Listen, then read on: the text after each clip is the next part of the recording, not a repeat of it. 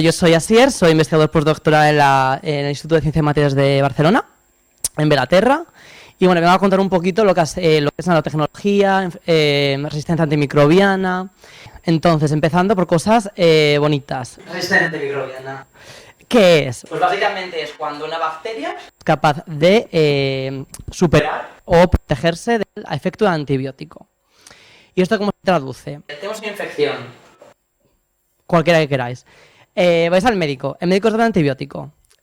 Mata algunas bacterias, las que son susceptibles. Pero otras no las mata. ¿Por qué? Porque tiene una protección extra a esos antibióticos. Esas bacterias crecen, generan una infección resistente y esta infección es muy difícil de erradicar y es asociada con muchísimas muertes. Y creo que hablo por parte de todos que nadie quiere morir. Espero. ¿Por qué es un problema? Bueno, aparte de que creo que es un poquito obvio porque todos sabemos lo que es una infección resistente, según la World Health Organization, que es unos señores en algún sitio, básicamente ellos han hecho un estudio que se publicó hace poco en The Lancet y definen unas bacterias que son problemáticas. ¿Por qué son un problema? Y ahora viene la cifra bonita. Se asocia a 21 millones de muertos y no nos gustan. Muchos muertos. A ver, vamos a explicar un poco lo que es resistencia antimicrobiana. Esto es simplista, pero esto es una bacteria. Y las bacterias tienen muchos mecanismos que pueden tener para protegerse de los antibióticos. Al final, un antibiótico es una molécula, pequeño o grande, que ataca a una parte de la bacteria y la mata básicamente parando sus funciones tanto metabólicas como estructurales. Es decir, si no produce ADN, si no produce proteínas, se muere o básicamente no la podemos cargar rompiendo la membrana, o sea, fusilándola. ¿Qué puede pasar? Puede pasar que esta bacteria genere protección y proteja aquellas zonas donde el antibiótico ataque. Puede que genere enzimas que cojan el antibiótico y lo machaquen, lo despiecen, entonces no es efectivo. Pero aquí me quería centrar en una que es la impermeabilidad de la pared celular. Es decir, es la más básica y es básicamente un antibiótico para llegar a su target, a donde quiere atacar, necesita entrar a la célula. Entonces, si cerramos la puerta, no entra, no es activo, a tomar por saco el antibiótico. Y esto, aunque parece muy simple y parece fácil de superar, la mitad de las bacterias tienen este mecanismo, que son los que llamamos gram negativas. Entonces, todas las bacterias gram negativas, E. coli, Pseudomonas, Klebsiella, Salmonella, tienen esta doble pared celular. Entonces, muchos antibióticos que utilizamos no son capaces de superar esta pared celular. Y uno de ellos es la vancomicina, que es un antibiótico que normalmente vamos al médico y nos lo dan para, por ejemplo, matar Staphylococcus aureus, que es una infección cuando tenemos infección de la piel, es Staphylococcus, pero hay otras muchas que no podemos matarlas. Entonces, aquí viene nuestro trabajo, que es, ¿qué hacemos para superar este mecanismo de resistencia? Muchos, o sea, desde la química orgánica, que es uno de los campos de investigación, bueno, yo soy químico, entonces, bueno, me siento un poco como en casa aquí, un poco así como la ruta de la suerte. Así, sí. Coge un antibiótico que no funciona y podemos modificarlo químicamente para generar otros que sí funcionan. Y bueno, aquí un poquito en honor a nuestra presentadora, cogemos un antibiótico y lo modificamos. Pero somos químicos, es decir, podemos cambiarlo muchas veces, muchísimas veces. Venga, tenemos una gran familia de travestis, antibióticos. ¿Qué pasa? Nosotros creemos muy listos, pero es que las bacterias, aunque son muy pequeñas, son todavía más listas.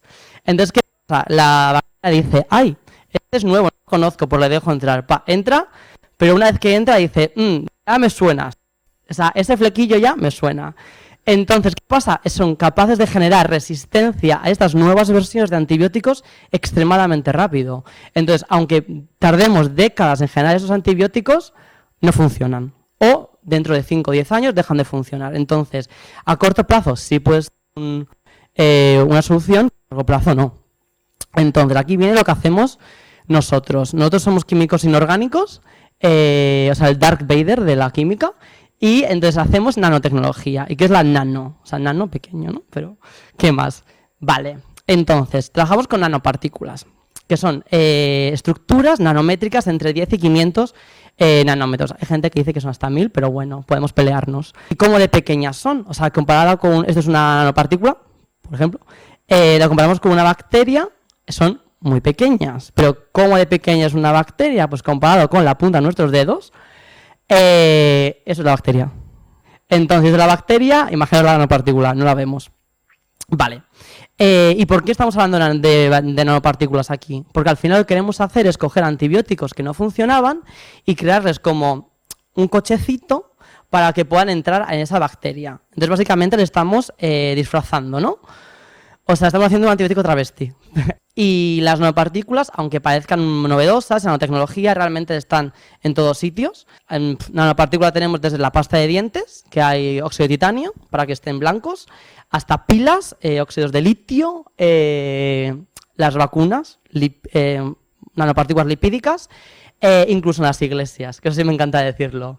Cuando ves a la iglesia y ves ¿cómo se dice? Las ventanas, las vidrieras, hay nanopartículas de oro y de plata. Los colores son nanopartículas metálicas. Y bueno, para que luego digan que no tienen dinero, ¿no? Entonces, ¿qué hacemos nosotros? Tenemos, por ejemplo, la vancomicina, que no funciona. Entonces, estamos tristes porque no podemos usarla. Vale, entonces, vamos a hacerle un cochecito, o sea, vamos a hacerle un recubrimiento para que esa vancomicina sea capaz de internalizarse dentro de la bacteria y se activa. Entonces, vale, cogemos y, por ejemplo, en mi investigación durante el doctorado fue utilizar nanopartículas de óxido de sílice o, en el lenguaje que mi madre, arena. Pero como a los químicos les gusta llamarlo óxido de sílice. Vale, entonces podemos hacer esto y metemos la vancomicina en este cochecito. Hasta entonces, bien, bonito, pero este cochecito no va a entrar aquí. Me refiero, si una molécula no entra, imagínate este cacharro, que son como 1000 veces más grande que la vancomicina. Entonces lo que hacemos aquí es el truco, ¿no? El truco es engañar a la bacteria. Entonces, ¿cómo podemos engañar a la bacteria? Diciéndole que le vamos a dar algo que le va a gustar. En este caso, lo que hacíamos era, cogíamos la nanopartícula y lo que le poníamos a la superficie eran una cosa que se llaman complejos de hierro. Vale. Tecnicismos. ¿Qué es? Básicamente, las bacterias necesitan comida para vivir. Una de esas comidas es el hierro. Entonces, le damos hierro, ellas piensan que esto es mucho hierro, mucha comida, se lo comen, pero está envenenado. Esta estrategia se llama nanotecnología como el caballo de Troya. Esto se internaliza dentro de la bacteria pensando que es comida, está dentro, libera el medicamento y ¡pum! Matamos la bacteria. O sea, esto es muy complicado, hay muchos experimentos por detrás, pero muchos son difíciles de entender.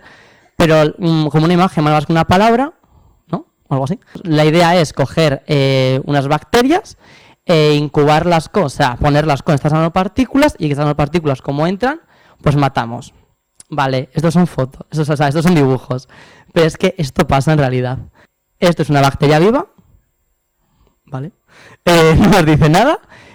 Cuando la tratamos con antibióticos, como son resistentes, la bacteria no cambia, se queda igual, pero cuando utilizamos estas nanopartículas, tachan. O sea, es un poco cualquiera después de estar en Raz, ¿no? Una noche. Somos un poquito destrozades. Entonces, lo que hemos conseguido básicamente es coger un antibiótico que no es efectivo y diseñar un nanocarrier, que se le llama en ciencia, para liberar este medicamento dentro de la bacteria y matarla. Y esto hemos conseguido hacerlo con infecciones de E. coli, que pueden ser infecciones de tracto urinario, con Pseudomonas aeruginosa, que son infecciones pulmonares, o otras como Salmonella, Klebsiella, Burkholderia, bla, bla, bla. Que tampoco me preguntes mucho porque yo no soy microbiólogo. Muchas gracias. Espero que os haya gustado y que a partir de ahora tengáis menos miedo a las nanocosas. Merci. Science Queers.